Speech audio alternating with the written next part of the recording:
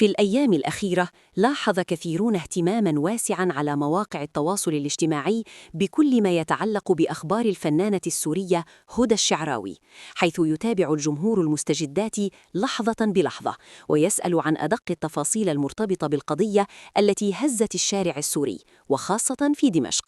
الجريمة لم تكن مجرد خبر عابر، بل تحولت إلى قضية رأي عام بسبب الغموض الذي يحيط بملابساتها وبسبب الجدل الكبير حول الطرف المتهم فيها، وهي الخادمة التي عثر على رسالة منسوبة إليها تزعم فيها أنها ارتكبت الجريمة.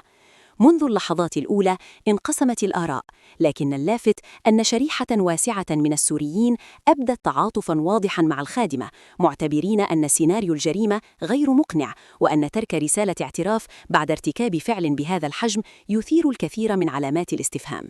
كثيرون قالوا إن الإنسان الذي يقرر ارتكاب جريمة لن يترك دليلاً يدينه بهذه البساطة، وأن قطع مصدر رزقه بيده لا يبدو تصرفاً منطقياً، خاصة إن لم يكن هناك دافع واضح.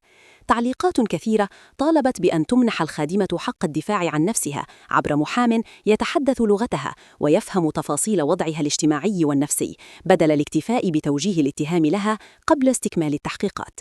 في خضم هذا الجدل خرجت عائلة الخادمة عن صمتها وطالبت السلطات السورية بإطلاق سراح ابنتهم، مؤكدين أنها سافرت من أجل العمل ومساعدة أسرتها لا من أجل ارتكاب جريمة. الأب تحدث بانفعال شديد وقال إنه يعرف ابنته جيدا ورباها على الأخلاق، ويستحيل في نظره أن تكون هي من نفذت هذا الفعل. الأخ بدوره عبر عن ثقته المطلقة في شقيقته وطالب بتحقيق عادل يكشف الحقيقة ويظهر الفاعل الحقيقي إن كانت بريئة.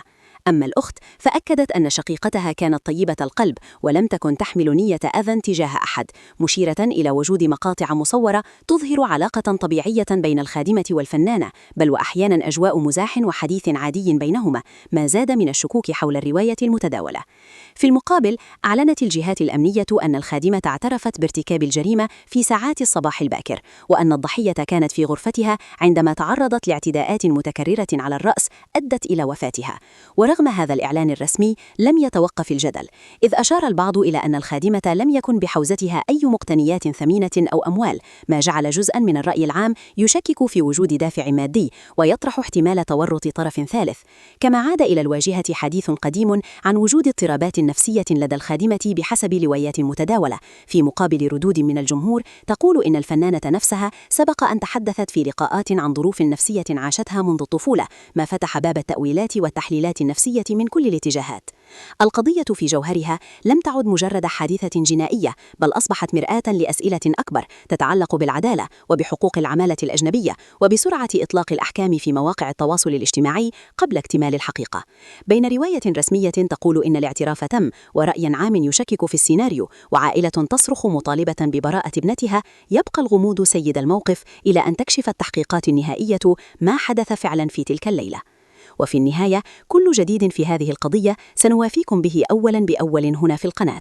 إذا رأيت أن نقل هذه القضايا بموضوعية مهم، لا تنسى دعمنا بالإعجاب بالفيديو والاشتراك في القناة وتفعيل زر الجرس ليصلك كل جديد. رأيك يهمنا، شاركنا في التعليقات. هل ترى أن الرواية المتداولة مقنعة أم أن هناك تفاصيل ما زالت غائبة؟